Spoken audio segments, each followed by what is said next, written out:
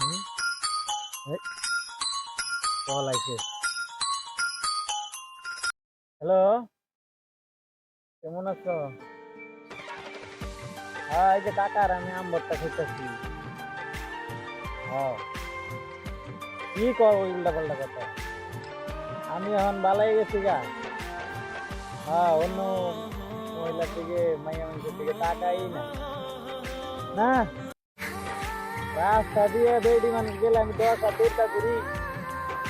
হ্যাঁ, আরে বিশ্বাস করতেছো না করে।